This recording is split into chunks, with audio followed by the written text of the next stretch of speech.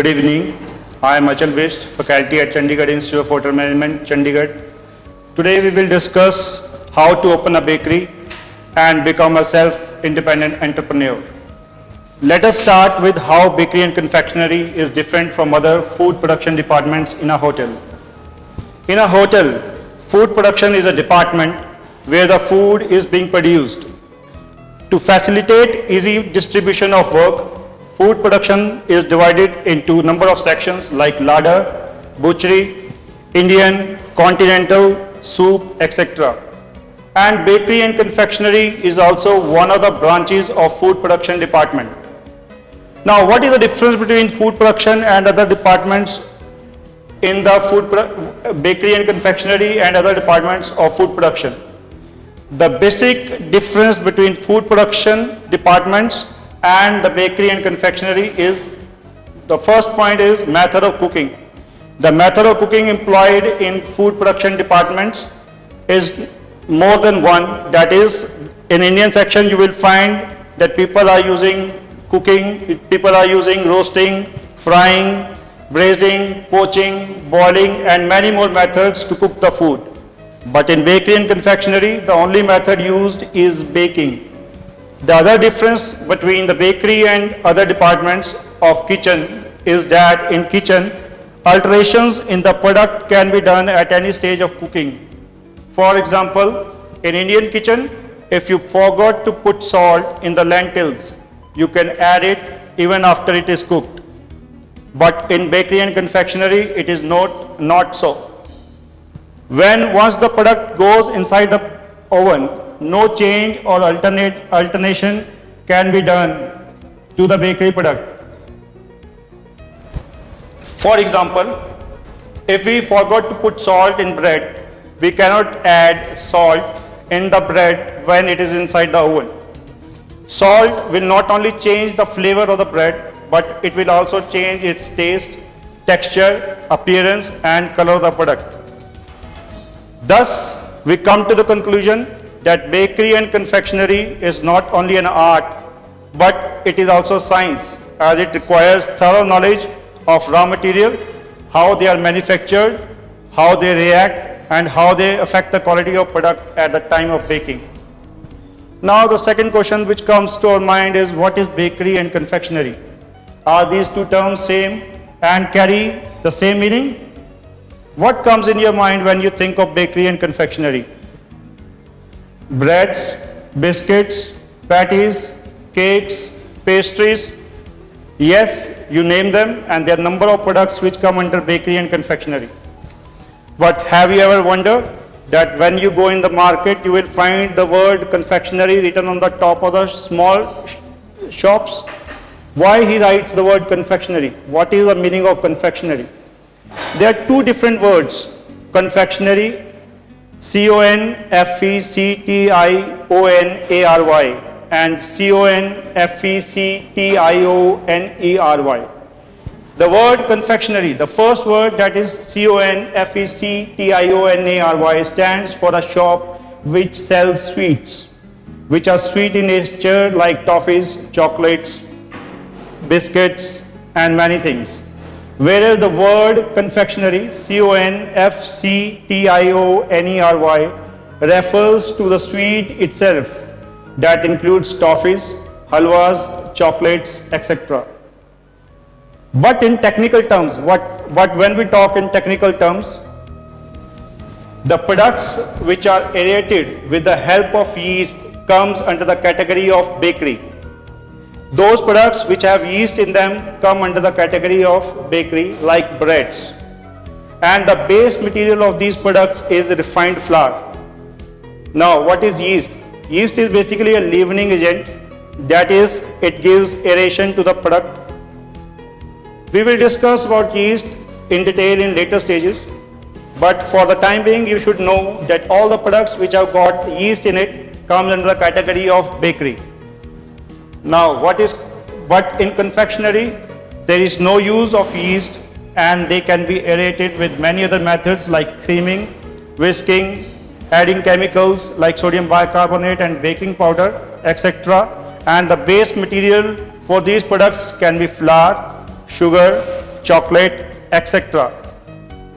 Another major difference between bakery and confectionery is that all the products made in bakery are baked in oven, whereas the products made in confectionery can be baked or set with the help of any setting material like gelatin, corn flour, etc. Now, when we have discussed for the difference between bakery and confectionery, we can conclude with their definitions. In simple terms, we can say a bakery or a baker shop is an establishment that produces and sells products made of refined flour with the use of yeast, and the products are baked in the oven. And confectionery basically refers to the product made without the use of yeast, and they can be baked or set. They might include base material as refined flour, sugar or chocolate, etc.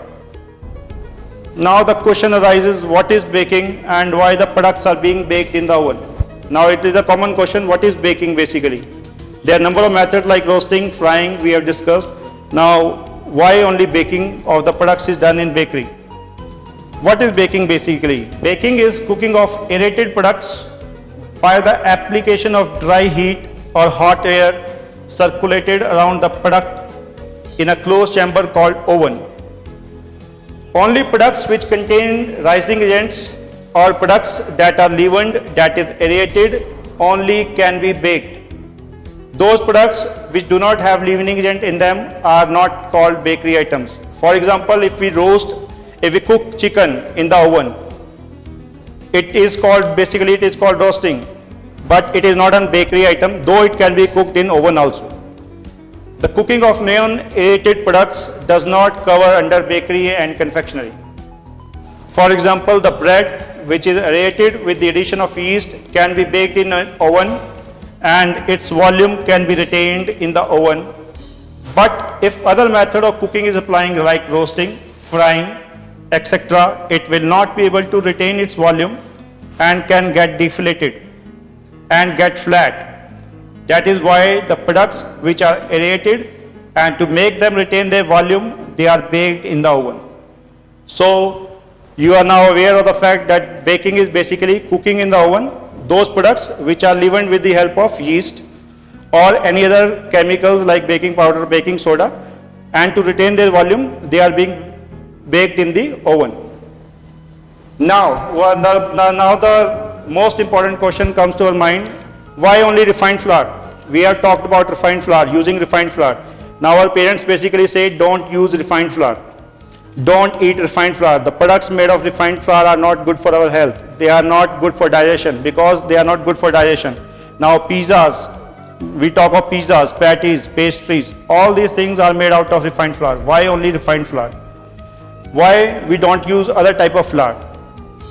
Why don't we go for corn flour, soya flour, which are so good in vitamins and nutrients, vitamins and minerals? Why only refined flour? The only important thing here is to know that refined flour has got maximum quantity of gluten.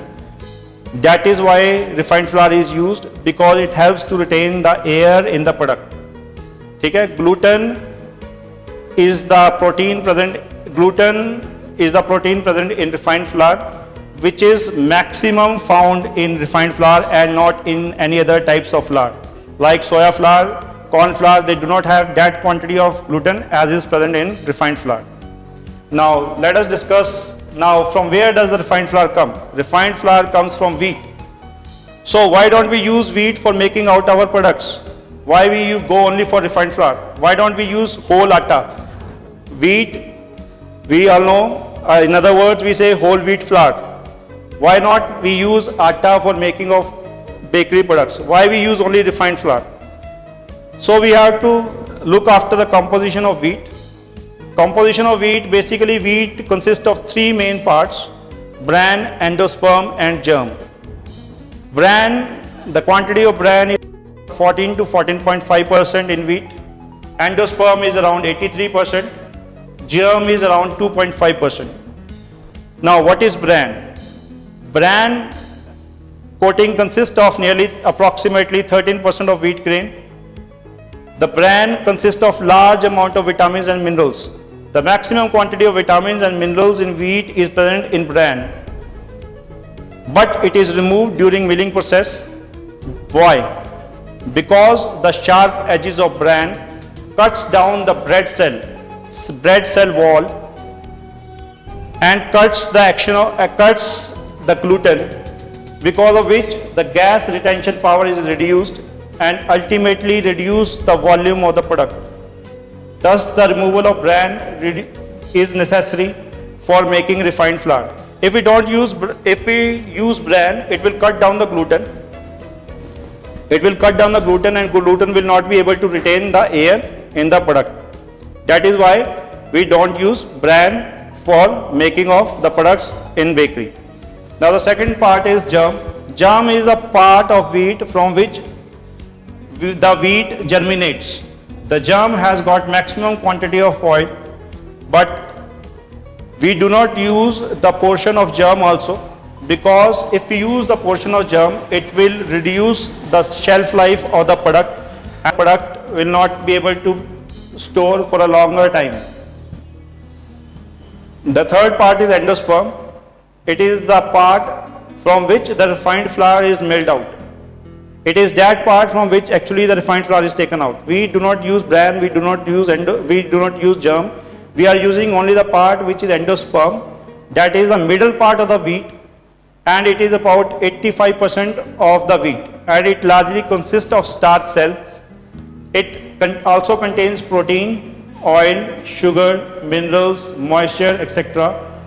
And it contains very small amount of cellulose. So basically we come to the conclusion that bran cuts the gluten, so it is discarded. Germ has got the oil part in it, which reduces the shelf life of the wheat, so it is also discarded. The only part which is used is endosperm, which is used for producing various products in bakery.